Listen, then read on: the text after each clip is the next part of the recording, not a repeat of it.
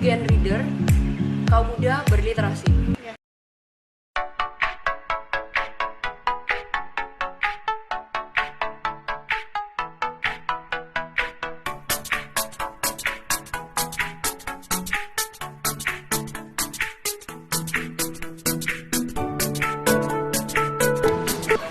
Buku ini menceritakan tentang perjalanan seorang perempuan yang mendapat diskriminasi seumur hidupnya.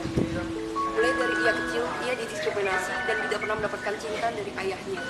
Kita melihat bagaimana di sebuah lingkungan yang patriarkis, seorang ayah ditempatkan menjadi seorang raja, dan sang anak maupun ibu hanya harus bisa melayani sang ayah, tidak bisa menyangkal sedikitpun.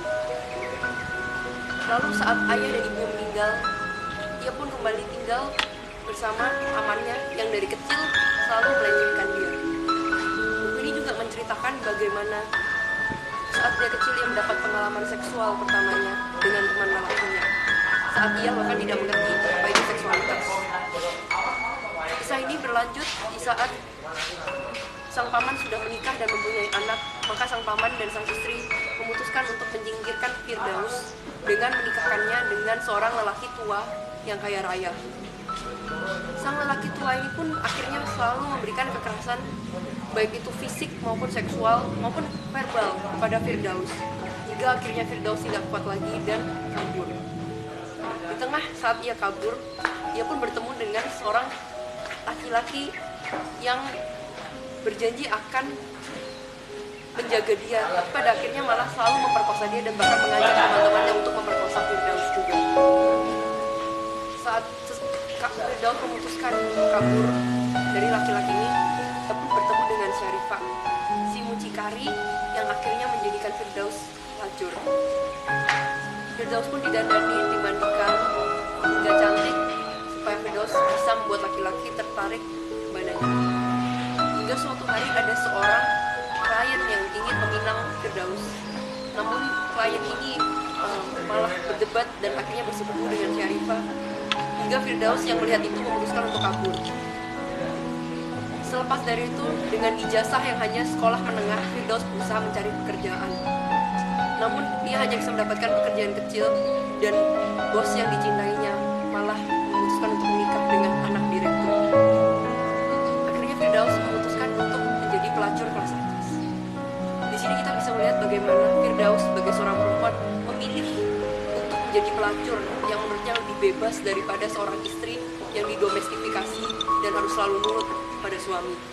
Dari pekerjaannya menjadi pelacur kelas atas, ia pun bisa memiliki sebuah apartemen mewah, bahkan ia bisa membayar seorang koki untuk memasakkan dia makanan.